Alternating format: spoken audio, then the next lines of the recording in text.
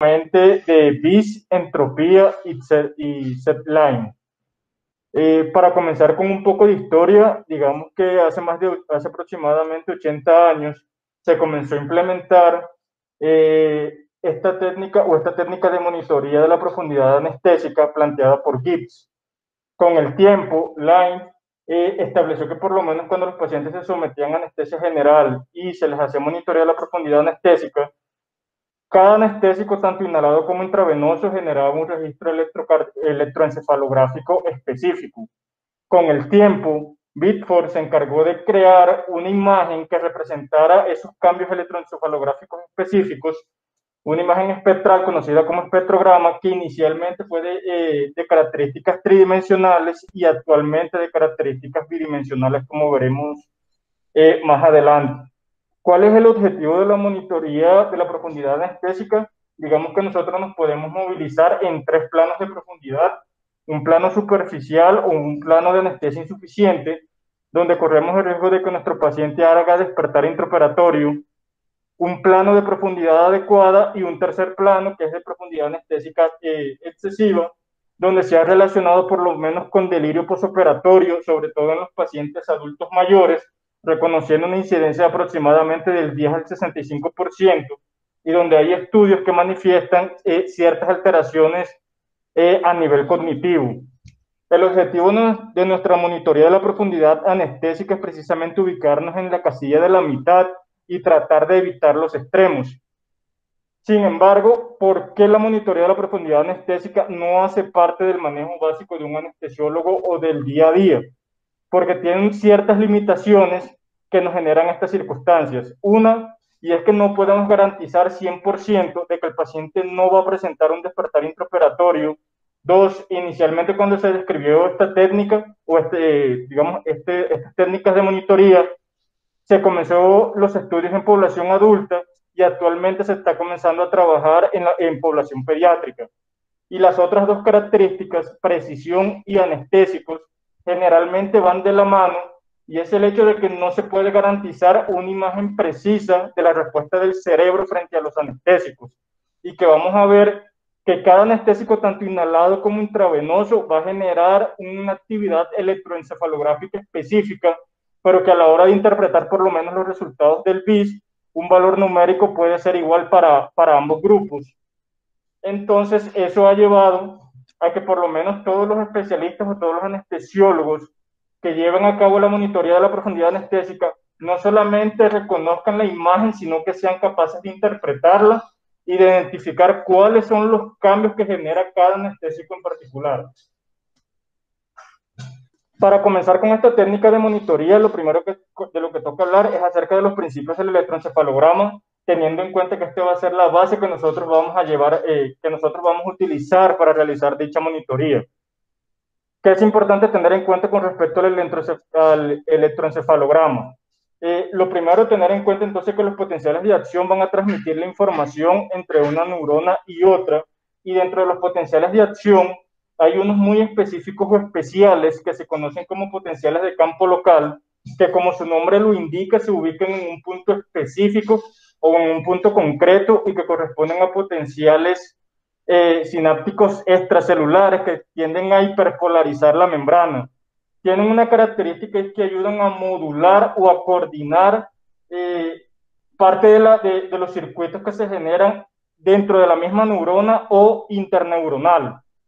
Esos potenciales de campo local se han descrito que son generados principalmente por las neuronas piramidales de ubicación especial a nivel de la corteza, pero que también se han reconocido en otras estructuras, como por ejemplo el tálamo, la región del hipotálamo y la amígdala. ¿Qué tiene de característico estos potenciales de campo local? Y es que cuando nosotros hacemos el electroencefalograma, lo que él nos va a registrar es precisamente la actividad de los potenciales de campo local. Y eso lo va a hacer a través de unos electrodos que se van a ubicar, a nivel del cuero cabelludo del paciente. Y una característica importante es precisamente la geometría de las neuronas piramidales para ese reconocimiento de la señal. Y es que las dendritas de estas neuronas se van a ubicar en sentido paralelo una con otra, pero en sentido perpendicular con respecto a la superficie de la corteza. Esta distribución anatómica es lo que va a permitir que pueda ser censada la información por los electrodos.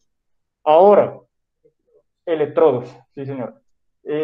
Ahora, estas neuronas piramidales no son exclusivas de la corteza. Hay que tener en cuenta que por lo menos también las encontramos en el tálamo, pero aquí tienen una característica de que las señales que emiten esos potenciales de campo son de menor intensidad con respecto a la corteza y probablemente puede ser un poco más difícil que sean sensados a nivel de la superficie del cuero cabelludo, porque son más profundas. Sí, señor. Pero resulta que gracias a las interconexiones que existen entre la corteza y las regiones subcorticales, de alguna forma es posible, sí, señor, de alguna manera es posible tratar de identificar cuáles son esas actividades que se generan a nivel de la región subcortical. La otra definición que nosotros tenemos que tener en cuenta corresponde a las oscilaciones, que corresponden a variaciones o cambios que se registran a nivel de la actividad, a nivel de la actividad cerebral. ¿Cómo definiríamos entonces el electroencefalograma? Como ese registro de toda la actividad eléctrica a nivel del cerebro. Ese electroencefalograma tiene una característica y es que, como vemos, vamos a ubicar los diferentes electrodos a nivel de la superficie del cuero cabelludo, pero es necesario que atraviese una serie de estructuras desde la corteza hasta llegar a la ubicación de estos. El problema de esto es que se pueden generar interferencias o artefactos que pueden alterar el resultado del estudio. Por ejemplo, se ha identificado de que por lo menos las señales que emite el electroencefalograma son mucho más pequeñas con respecto a las del electrocardiograma, aproximadamente 100 veces menor, y por lo tanto son muy susceptibles a que se generen interferencias. Pero en general, cuando nosotros lo aplicamos, podemos evaluar la actividad de la, electroencefalográfica tanto a nivel de vigilia como a nivel de sueño, de conciencia y de memoria de los pacientes. Un punto importante entonces que podemos utilizar el electroencefalograma para llevar a cabo la monitoría de la profundidad anestésica del paciente como un método consistente y reproducible. Actualmente se cuentan con múltiples dispositivos de monitorización de la profundidad anestésica. Realmente no hay un gol estándar o uno que diga que sea como la primera línea con respecto a otros. En base de lo que manifiestan es que depende mucho de la experiencia del anestesiólogo en cuanto a cuál sepa utilizar mejor, pero que sí hay unas características claves que comparten este tipo de dispositivos y es con la manera o la forma en la que se procesa la información. Esa información que se recoge a nivel del lóbulo frontal, vamos a ver que va a sufrir una serie de cambios antes de ser transmitida directamente al monitor. Una señal de amplificación de la señal, posteriormente una señal de filtro, donde se va a tratar de disminuir todas esas interferencias, como por ejemplo lo que se genera con los movimientos oculares del paciente, movimientos del cuero cabelludo. Vamos a ver que hay un dispositivo que se conoce como electromiógrafo, que va a registrar precisamente esos movimientos que se generan a nivel del cuero cabelludo y que tiene la ventaja que nos ayuda a identificar interferencias o artefactos que de pronto nos pueden estar dando un resultado inequívoco o errado con respecto a la interpretación de la monitoría de la profundidad anestésica. Generalmente, este procesamiento de la señal se basa en algoritmos matemáticos. El más conocido actualmente es el método de Fourier, donde vamos a ver que nosotros vamos a tomar todas las ondas electroencefalográficas que está registrando el paciente y las van a descomprimir en ondas electroencefalográficas individuales, pero que en ese análisis espectral uno tiene que tener en cuenta tres características. Una, las ondas como tal; dos, el espectro; y tres, el espectrograma, y son estos tres puntos los que se van a comenzar a desglosar. Primero, las ondas electroencefalográficas. Hay que tener en cuenta que de manera simple corresponden a los ritmos cerebrales. Nosotros tenemos aquí a la izquierda, les muestro cuáles son los tipos de ondas electroencefalográficas. Y una característica inicial que vale la pena resaltar es que son descritas en base a su frecuencia. Cuando hablamos de frecuencia, unidad Hertz en ciclos por segundo, y que tiene una relación inversa con respecto a la amplitud. Si nos vamos, por ejemplo, aquí a la gráfica a la derecha, vamos a ver que mientras mayor sea la frecuencia, menor tiende a ser la amplitud. En la gráfica de la izquierda, con la flecha, lo que les estoy mostrando es, por ejemplo, que nosotros vamos a comenzar con un paciente despierto, que va a comenzar con ondas electroencefalográficas gamma beta, y a medida que va ascendiendo, se va profundizando y el paciente va entrando por lo menos en sueño profundo o ya en un estado anestésico profundo. Desglosando cada onda electroencefalográfica que tenemos, generalmente las ondas beta y gamma son ondas que no tienen una amplitud mayor a 50 microvoltios. Se establece por lo menos que las ondas beta no superan los 15 microvoltios, pero lo más importante es su frecuencia. Las ondas gamma que se mueven en una frecuencia de 26 a 80 Hz, mientras que las beta se mueven en una frecuencia de 3 a 25 Hz.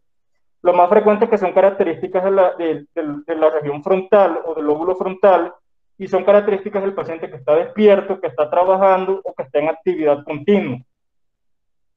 Las siguientes en su orden corresponden a las ondas alfa y corresponde al paciente que se encuentra con los ojos cerrados, pero no está dormido, pero ante un estímulo, por ejemplo, si el paciente abre los ojos, inmediatamente las ondas alfa se pierden, o ante un estímulo auditivo.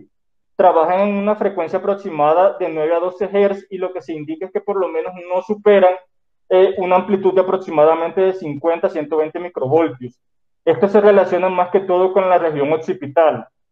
Las ondas teta son un intermedio entre el sueño profundo y el paciente que está despierto, manejan una frecuencia aproximadamente 5 a 8 Hz. Desde las ondas teta, delta y lentas, generalmente lo que se conoce es que la amplitud no llega a superar los 100 microvoltios, y las ondas teta son por lo menos características del área frontotemporal. Avanzando ya es cuando el paciente, estas ondas tetas por lo menos es las que encontramos en un paciente que se encuentra somnoliento.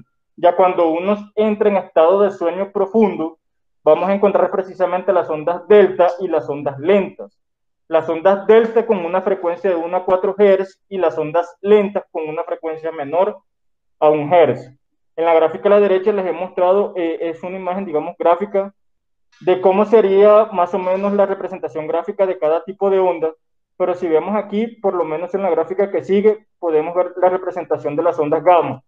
Entonces vemos que a medida que el paciente se va quedando dormido o la persona se va quedando dormido, la frecuencia tiende a ser menor y la amplitud tiende a ser mucho mayor.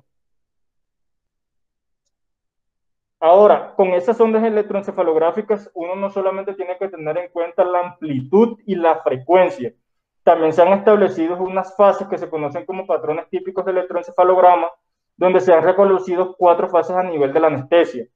En la fase 1, también llamada fase ligera, básicamente lo que vamos a ver es que va a comenzar a haber una disminución de las ondas beta, y va a comenzar a haber un incremento de las ondas alfa, y va a comenzar a presentarse un inicio de la actividad de las ondas delta. En la fase 2 o fase intermedia, sigue disminuyendo la actividad de las ondas beta, sigue aumentando la actividad de las ondas alfa y de las ondas delta, pero hay una característica, y es que el registro electroencefalográfico que se evidencia en la región anterior, cuando hay predominio de las ondas alfa y de las ondas delta, es lo que se conoce como anteriorización. En el plano 3 vamos a encontrar ya un estado de anestesia profunda. Aquí por lo menos donde podremos encontrar la supresión en ráfagas, donde lo característico es que van a haber episodios donde vamos a encontrar ondas alfa y beta que van a estar alternadas con zonas de silencio eléctrico. Y a la fase 4 o de estado muy profundo, donde definitivamente lo único que vamos a encontrar es un silencio eléctrico. Esto, por ejemplo, lo podemos encontrar en los pacientes cuando administramos bolos de propofol, o incluso en los pacientes ancianos que tienen poca tolerancia a los anestésicos intravenosos o sobredosificación. Sí, señor. En esta imagen básicamente es para mostrarle cómo sería ese recorrido de las ondas electroencefalográficas desde un paciente que está despierto, con los ojos abiertos, donde vamos a ver nuestras ondas gamma y beta. Luego nuestro paciente va a entrar, se puede encontrar un estado de excitación paradójica, que lo mencionaré más adelante, donde encontraremos principalmente ondas beta. Luego el estado de sedación con predominio de ondas alfa y beta. Y finalmente 4 estados de inconsciencia, donde en el plano, digamos, en el primer plano encontraríamos el paciente con predominio de ondas lentas, delta y alfa. A medida que va avanzando, podemos encontrar solamente ondas delta hasta que finalmente llega al estado de supresión en ráfaga y la línea isoeléctrica. El segundo concepto que tenemos que tener en cuenta es el espectro. Básicamente, cuando uno habla del espectro, se refiere a un punto específico en el tiempo, un segmento específico, y lo que vamos a hacer es descomprimir esas ondas electroencefalográficas, descomponer esas ondas electroencefalográficas, digamos, en una gráfica donde en el eje Y encontraremos potencia en microvoltios y en el eje X encontraremos frecuencia en hertz. Vamos a ver aquí por lo menos que si nosotros recordamos los valores que revisamos previamente de las frecuencias, hacia este punto encontraremos principalmente las ondas gamma, luego encontraremos las ondas beta. Recordemos entonces que por aquí estarían las ondas alfa. Esta imagen correspondería a ondas teta. Finalmente encontraremos las ondas delta, que como habíamos dicho previamente manejan una frecuencia de 1,4 Hz, y ya por debajo de 1 con una gran amplitud encontraríamos las ondas lentas. Entonces ahí lo importante, Luis, es que el trazado electroencefalográfico no es solamente una onda, ¿sí?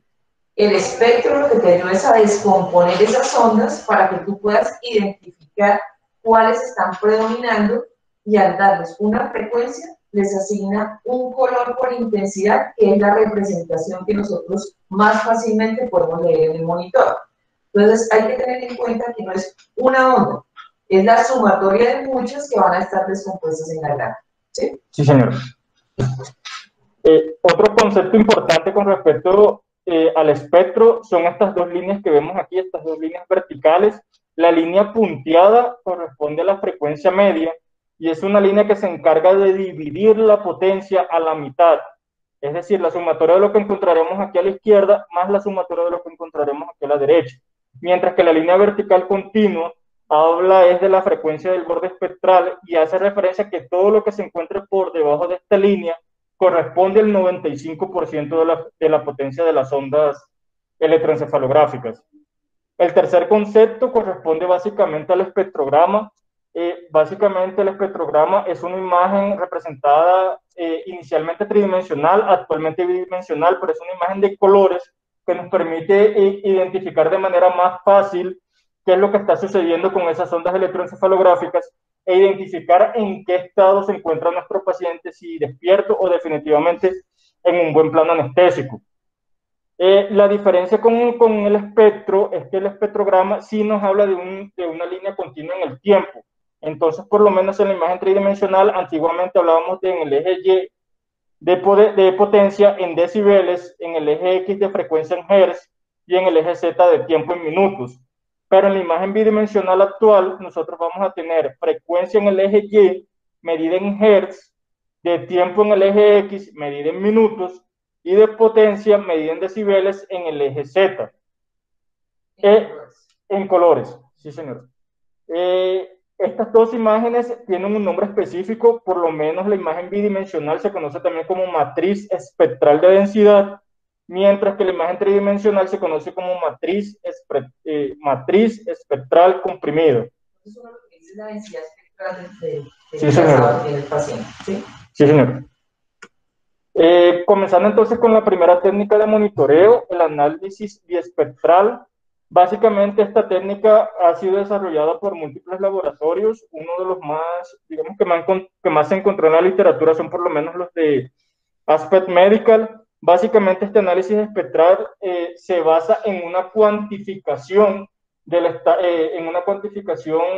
sí, de registro electroencefalográfico, o sea, un valor numérico, y que va a estar representado por una relación entre dos frecuencias, que en general se llamarían, por poner un ejemplo, F1 y F2, y adicionalmente la suma de estas dos frecuencias, F1 más F2, y eso finalmente va a dar una tripleta que se conoce como F1, F2, F1 más F2, y la multiplicación de esta tripleta es lo que va a dar el valor numérico del BIS. Básicamente, para llevar a cabo como esa interpretación de los resultados, el BIS va a tener en cuenta varias características: el análisis espectral que ya vimos, esta relación de las dos frecuencias y la supresión de ráfagas. ¿Cómo se conecta o cómo se coloca el BIS?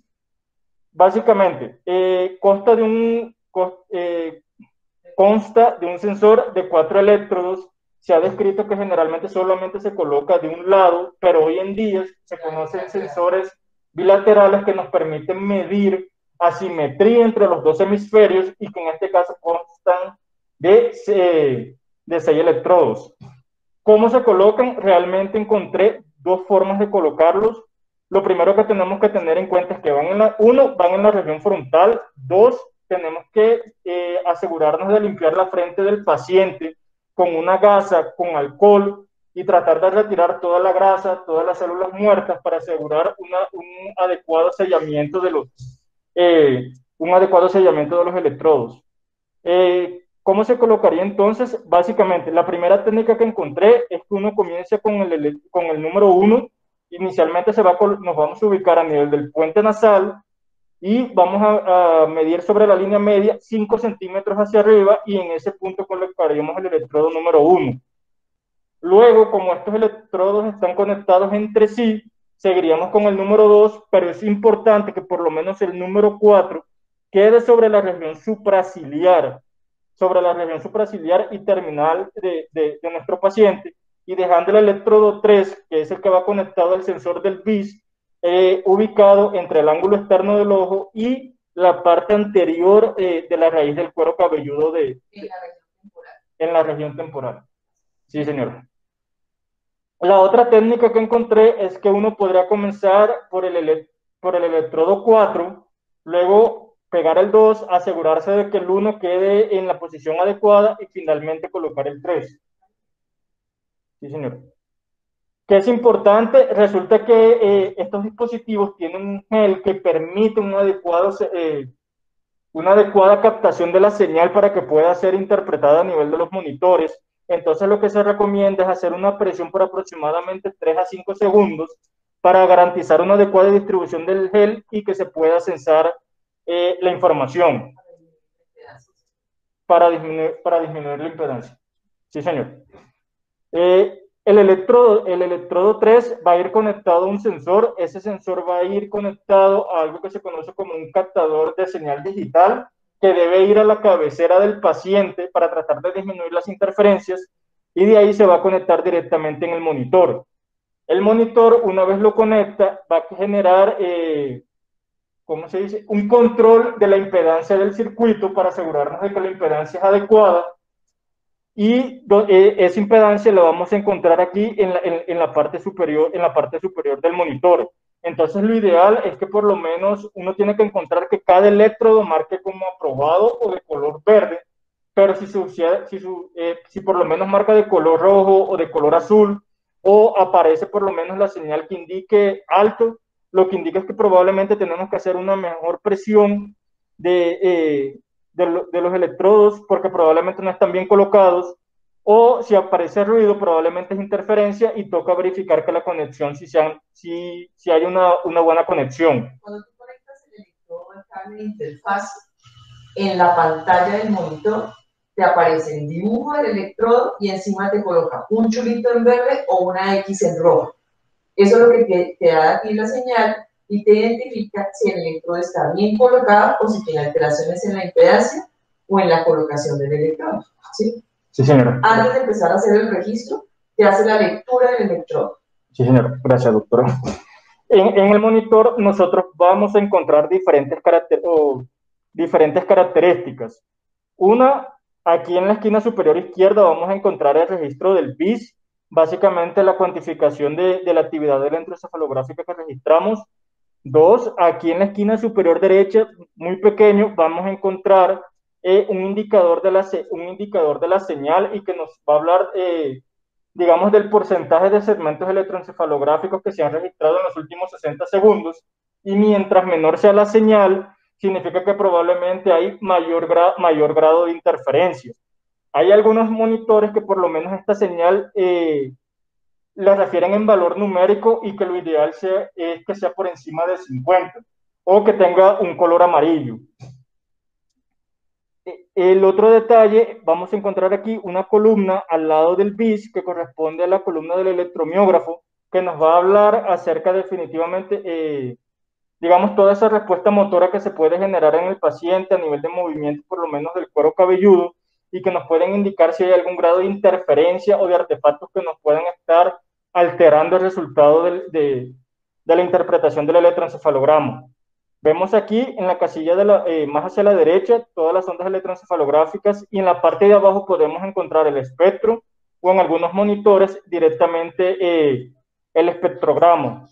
Aquí muy pequeño en la esquina superior derecha es donde vamos a encontrar la tasa de supresión y hace referencia a tiempo, nos habla del tiempo en el cual, un tiempo, digamos, el tiempo en el cual se genera una ausencia, un silencio eléctrico durante un periodo de aproximadamente 63 segundos. ¿Cómo se interpreta? Si aquí nos arroja por lo menos un resultado de 25, lo que nos está diciendo es que de los 63 segundos, el 25% del tiempo hay un silencio eléctrico. Sí, señora. ¿Qué es lo que es exactamente? Y lo ideal es que sea, pues, que no tenga. Sí, señora. ¿Cómo se interpreta el BIS?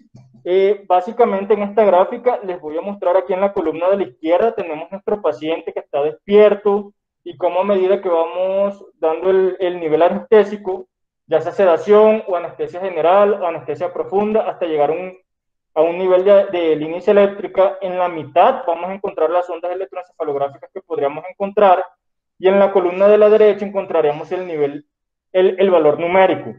Para una profundidad anestésica adecuada, lo que se recomienda en general es que se encuentre entre 40 y 60. Algunos recomiendan que un valor óptimo es definitivamente 50 y que ya por debajo de 20 hay que tener cuidado porque ya estamos entrando en plano de anestesia profunda. Y un nivel de 70 se considera por lo menos para una sedación adecuada. El BIS ha demostrado por lo menos que ha logrado, hay estudios que han mostrado que ha logrado reducir los requerimientos de anestésicos, por lo menos un 32% de los requerimientos de propofol y un 30% de los requerimientos de los inhalados.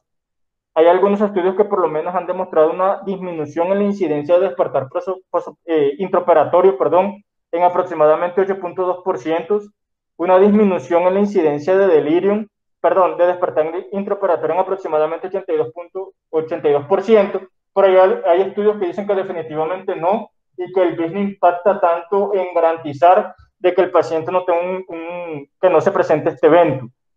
Una disminución en la incidencia de delirium, aproximadamente del 8%, pero ahí, en cuanto a la capacidad cognitiva, realmente no se ha visto la disfunción cognitiva, realmente no se ha visto ningún impacto con respecto a este evento. Los monitores de profundidad anestésica han tenido estudios revisando esos desenlaces en los pacientes. El que más estudios publicados tiene es el BIS. ¿Por qué? Porque fue el primero, porque tiene un banco de datos con el que se hicieron todos los análisis iniciales muy grandes, más de 12.000 registros se han hecho, en condiciones normales y patológicas, enfermedades, patologías psiquiátricas de todo tipo. ¿Y qué se ha visto? Que disminuye los requerimientos de anestésicos, porque tú estás titulando el órgano blanco de la anestesia, ¿sí? En primer lugar. Que estadísticamente los estudios no puedan decir 100% que disminuyen los desenlaces, es cierto, pero la tendencia es que sí lo hace. Entonces, que estadísticamente no sea perfecto, no quiere decir que perdamos la posibilidad de poder tener los otros usos benéficos de la utilización de esa monitoreo. Y si tenemos en cuenta que el órgano blanco de la anestesia es el cerebro, lo ideal sería que lo monitorizáramos en todos los escenarios. ¿Sí? Sí, señor. La entropía. En cuanto a la entropía espectral, de la misma manera también encontramos con múltiples casos que han desarrollado este equipo.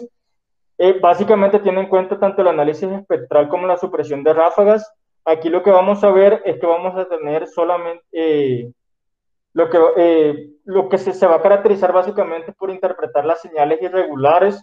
Entonces, mientras más regulares sean las señales, más estable es la actividad electroencefalográfica y mayor profundidad anestésica tiene nuestro paciente. Consta básicamente de 3 electrodos, sí señora, que se colocan de la misma manera como se coloca para el BIS. uno a nivel de la región frontal sobre la línea media, 5 centímetros por encima del pliegue, del, del pliegue, del pliegue nasal, el otro a nivel superior de la ceja y el otro a nivel de la región temporal. Conectamos nuestro sensor directamente al equipo y vamos a ver que va a ser de manera automática la prueba de impedancia, donde nos tiene que marcar con un chulito verde de que definitivamente está aprobado, o como había mencionado la doctora, con una X en rojo, de que definitivamente hay alguna falla en la prueba de impedancia que tocaría verificar. Con la entropía espectral hay que tener básicamente las mismas consideraciones para colocarlo con respecto a la limpieza de la región frontal de nuestro paciente con alcohol, con una gasa con alcohol. ¿Cómo se interpretaría? Básicamente vamos a tener en nuestro monitor, aquí les he señalado en amarillo, la onda electroencefalográfica y el registro del BIS, de la entropía. Básicamente, de manera muy amplia, esto es lo que nosotros veríamos en valor numérico, pero vamos a ver que la entropía tiene dos características importantes.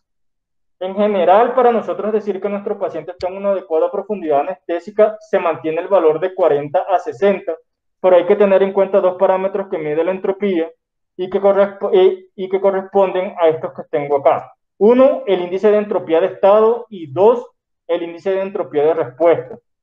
El índice de entropía de estado nos habla de la profundidad anestésica y va en un valor de 0 a 91.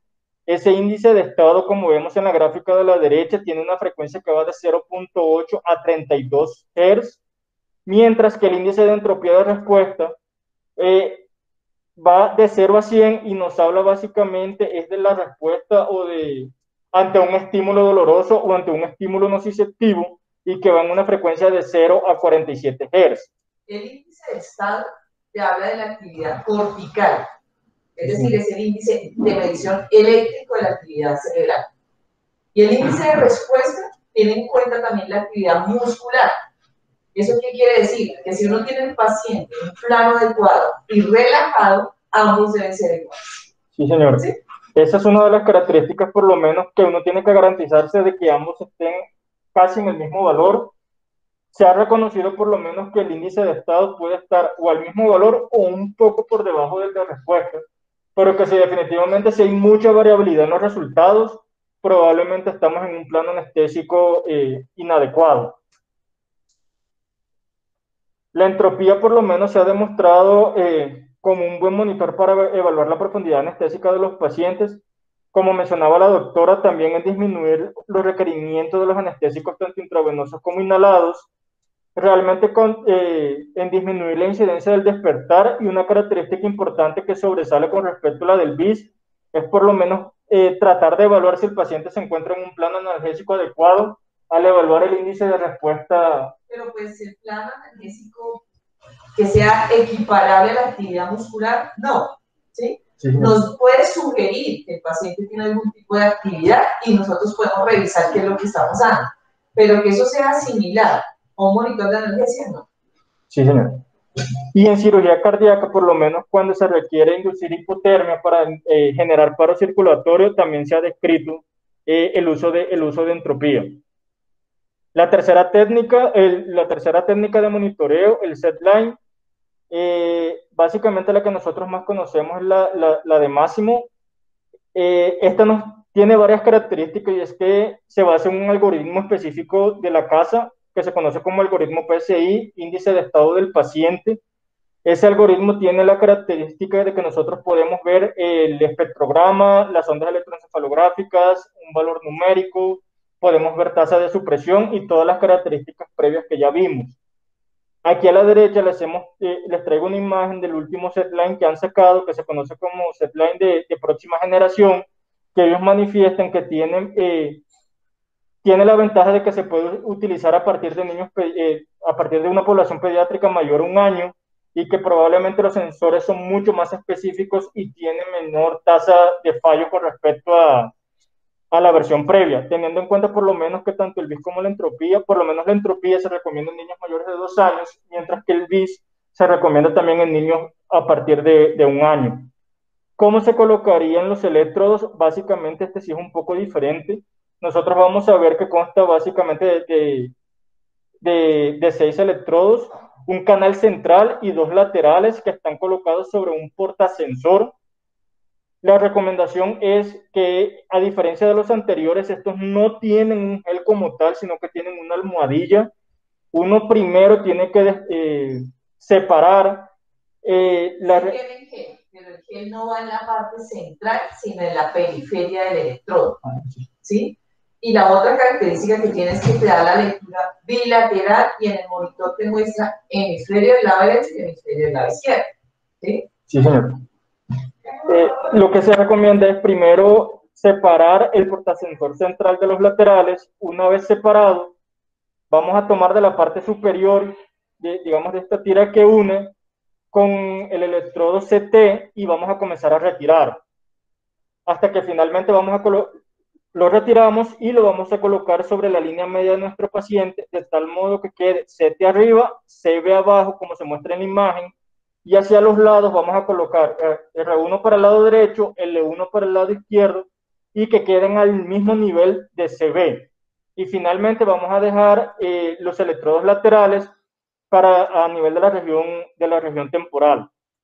Aquí vemos una imagen gráfica de cómo en teoría debería de quedar adecuadamente posicionado los electrodos del setline. ¿Qué es lo que nosotros vamos a ver en la ventana de visualización? De la misma manera que con los anteriores, garantizar una adecuada limpieza es importante.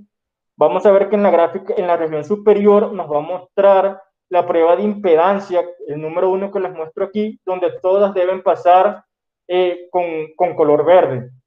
En la casilla de abajo vamos a encontrar todas las ondas electroencefalográficas. El punto 3 va a corresponder al electromiógrafo que ya hemos mencionado previamente y que se mide en porcentaje de 0 a 100. El punto 4 corresponde al índice de estado del paciente o PCI, que nos habla de la cuantificación de la profundidad anestésica. El punto 5 nos hablaría de la tasa de supresión que ya definimos previamente y que también se mide en un porcentaje de 0 a 100. El 6 de todos los artefactos que se pueden generar también nos habla un porcentaje de 0 a 100. El 7 de la gráfica de asimetría, que como mencionaba la doctora, tiene la ventaja de que nos permite evaluar lo que sucede con los dos hemisferios.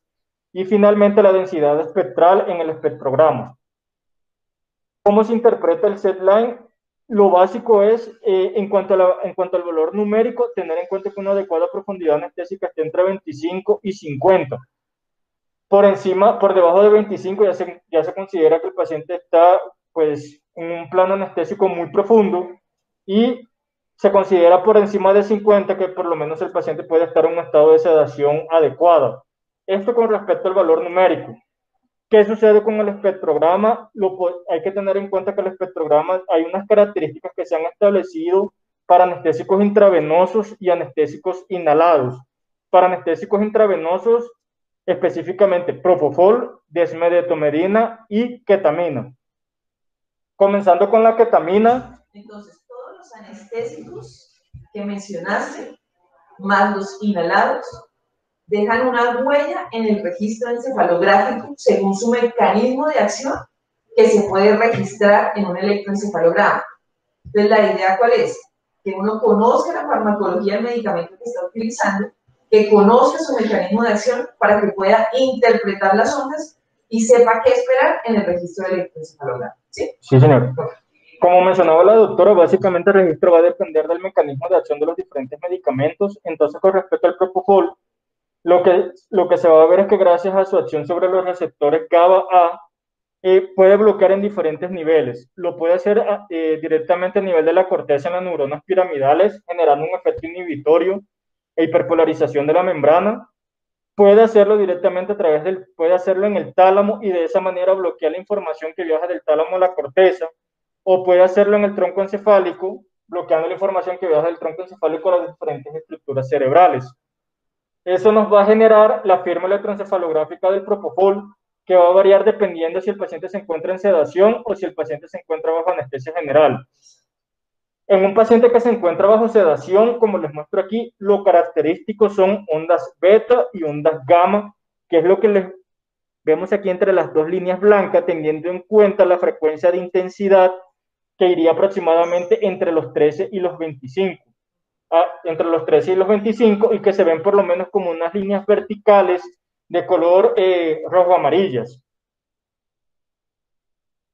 Algo característico con respecto a la firma, con respecto al propofol es, por ejemplo, la excitación paradójica. Esa excitación paradójica que se caracteriza por ondas beta y gamma está dado, se llama paradójica precisamente porque, si bien es cierto que el propofol induce un efecto inhibitorio, genera un efecto excitatorio, sí, señor, a dosis bajas, dado por movimientos o disforia, y ese mecanismo está mediado a nivel del globo, a nivel del globo pálido, que no es capaz de bloquear. El propofol actúa sobre el globo pálido, lo inhibe, y como el globo pálido ejerce cierto efecto inhibitorio sobre el tálamo, este se pierde y se genera una corriente excitatoria que asciende hacia las zonas corticales. Si tú inhibes el inhibitorio, te queda predominando lo excitatorio. Sí, señor. Entonces, si tú utilizas dosis bajas de propofol, eso puede suceder. Y eso se puede registrar ahí. ¿Sí? Sí, señora. En cuanto al paciente que ya llevamos anestesia general, durante la inducción, entonces vamos a tener a nuestro paciente que inicia con nuestras ondas beta y gamma, y va a terminar entrando en un plano anestésico donde lo característico son ondas delta y lentas, o delta lentas como lo describen en la literatura, y donde un punto importante es que si uno utiliza bolos de propofol se puede generar el mecanismo de supresión en ráfagas. En el espectrograma, esto es básicamente lo que nosotros vamos a ver. Si nos ubicamos aquí en la gráfica de la izquierda, este es un ejemplo de un paciente que se le dio inducción con propofol con 200 miligramos, y se va a comenzar a registrar inicialmente las ondas delta y las ondas delta lentas, y definitivamente luego se alcanza como un periodo de estabilización o de mantenimiento, donde ya se comienzan a registrar ondas alfas, que, como bien sabemos, se ubican en una frecuencia de aproximadamente 9 a 12 Hz. Cuando nosotros utilizamos bolos, que era lo que ¿Señora? Y aparecen las ondas delta en la parte inferior. Sí, señora. Aquí estaríamos las ondas delta lentas, y esta región de aquí correspondería a las ondas alfa que caracterizarían como al paciente ya en anestesia general. Cuando utilizamos bolos de propofol en el intraoperatorio, puede presentarse que se genere la eventualidad de la supresión en ráfagas, que las vemos aquí en la derecha. La imagen ya se las explico ya en las siguientes diapositivas. Y algo importante es, en el despertar, lo predominante del propofol es que van a ser ondas beta y gamma. La misma gráfica que les mostré previamente, pero si nos ubicamos en la parte final, vamos a ver cómo comienzan a interferir o a presentarse, a reaparecer, sí señora, gracias, a reaparecer las ondas beta y las ondas gamma, como vemos aquí, como líneas azules, y que poco a poco se van borrando las líneas verticales amarillas y rojas. La supresión en ráfagas, digamos, se considera que es una situación que puede tanto inducirse, por ejemplo, en situaciones clínicas, directamente en anestesia general, como ya hemos mencionado, en UCI, por lo menos en un paciente que está en estado epiléptico, o cuando queremos inducir hipotermia, por ejemplo, en cirugía cardíaca, pero también puede presentarse en eventos como, por ejemplo, un paciente en coma donde disminuye la actividad eléctrica, o en pacientes pediátricos que tienen un grado severo de disfunción cognitiva. ¿Qué es lo que nosotros veríamos en el espectrograma? Básicamente es estas líneas verticales azules alternadas con líneas amarillas rojas que corresponden a ondas delta lentas y alfas. Básicamente eso es lo que nosotros veríamos en la supresión de ráfagas.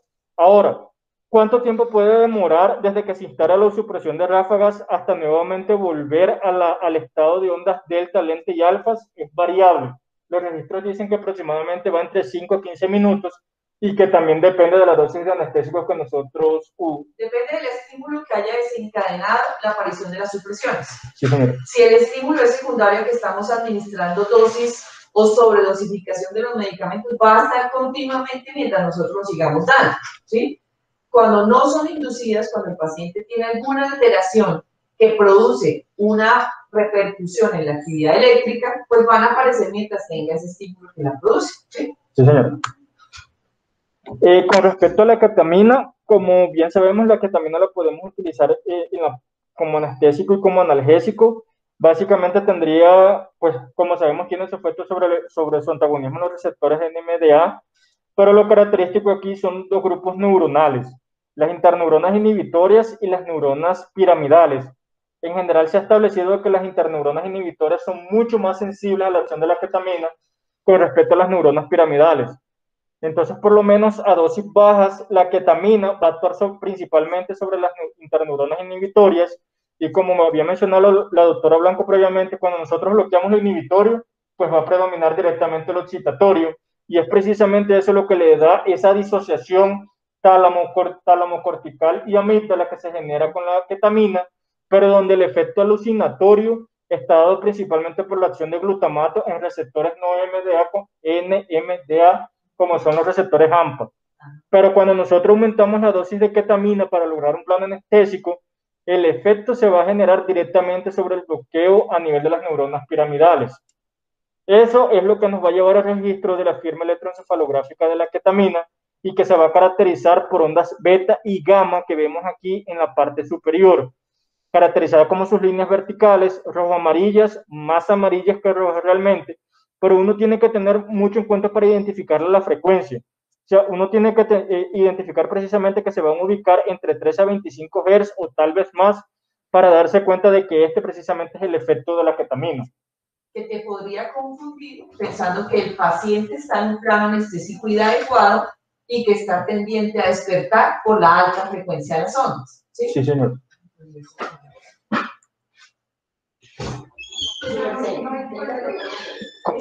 Con respecto a la desmedetomedina, básicamente, como bien sabemos, actúa sobre los receptores alfa-2 adrenérgicos de las neuronas presinápticas, específicamente a nivel del locus ceruleus. Básicamente lo que vamos a ver, lo mismo que sucedía con la ketamina, al actuar sobre el locus ceruleus no se va a generar un adecuado control sobre el área preóptica del hipotálamo, que va a generar entonces conexiones inhibitorias que van a viajar hacia el mesencéfalo y la protuberancia, y es lo que va a generar el mecanismo de sedación de la desmedetomedina y que se va a representar en su firma electroencefalográfica. Y que le confiere la propiedad de conservar reflejos, como por ejemplo el estímulo ventilatorio del paciente, ¿sí? Al no inhibir el resto de estructuras que inhiben los órganos y por el mecanismo de acción diferente. ¿Sí? Sí, señor.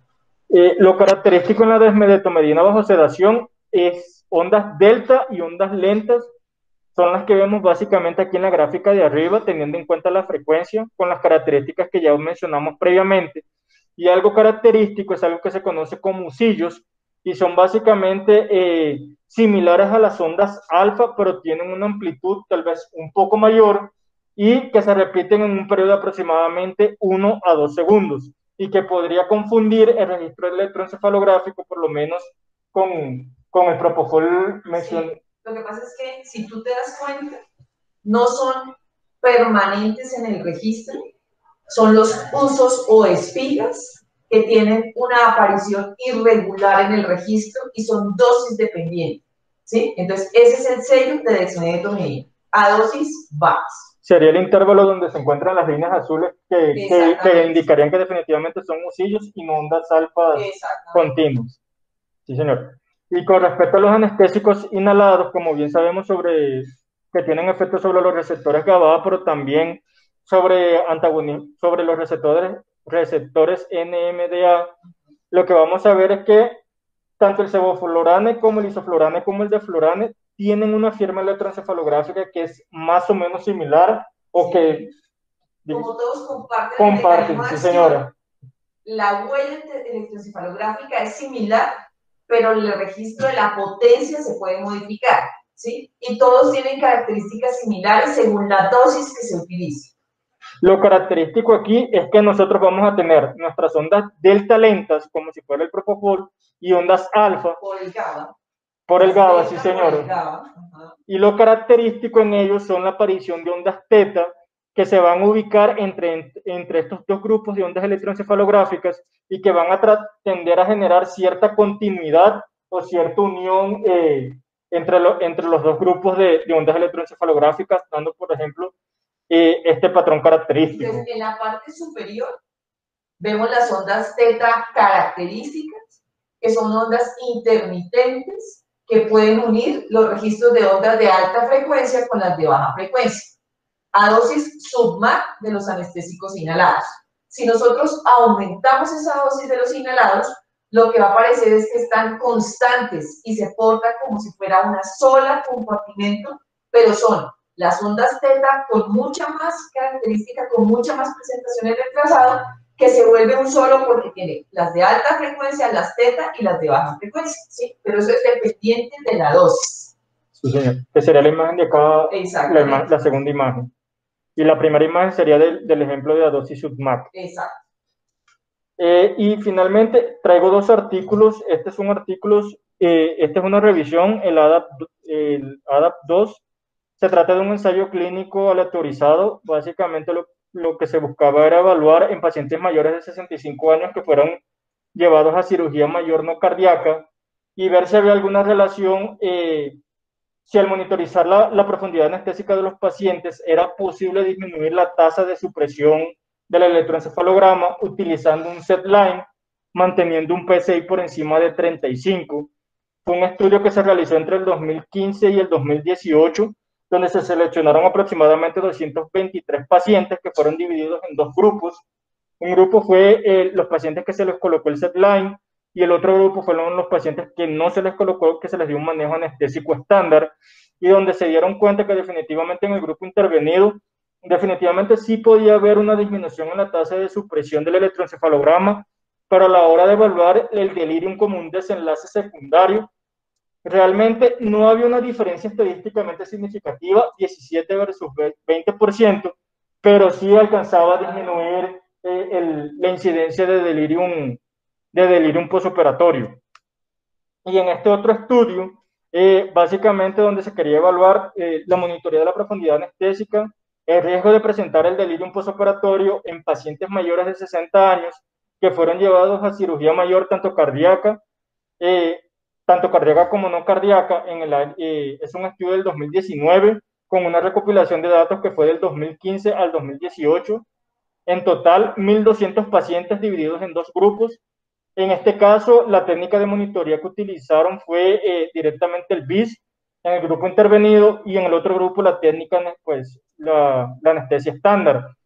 Evaluaron el delirium como desenlace primario y lo que se dieron cuenta, por lo menos que en el grupo intervenido la incidencia fue del 26% versus el grupo no intervenido, que fue del 23%, pero que en general no se considera una diferencia estadísticamente significativa pues entre los dos grupos. Pero con respecto a los desenlaces secundarios, sí se dieron cuenta que por lo menos los pacientes, los movimientos indeseables se presentaron en una frecuencia del 22 en el grupo que tenían el monitoreo versus 15% en el que no lo tenían. La náusea, el despertar intraoperatorio, no hubo diferencia realmente entre los dos grupos. La náusea y vómito postoperatorio fue más frecuente en el grupo de anestésica, en el grupo anestésico que no se le colocó una técnica de monitoreo. Hablaban de unos eventos adversos. Realmente no hubo diferencia entre los dos, 20 a 21%, pero no especificaban realmente cuáles eran esos eventos adversos que se podían presentar. Pero sí se dieron cuenta que por lo menos la mortalidad a 30 días sí tendría a ser menor en el grupo que se utilizó la monitoría de la profundidad anestésica.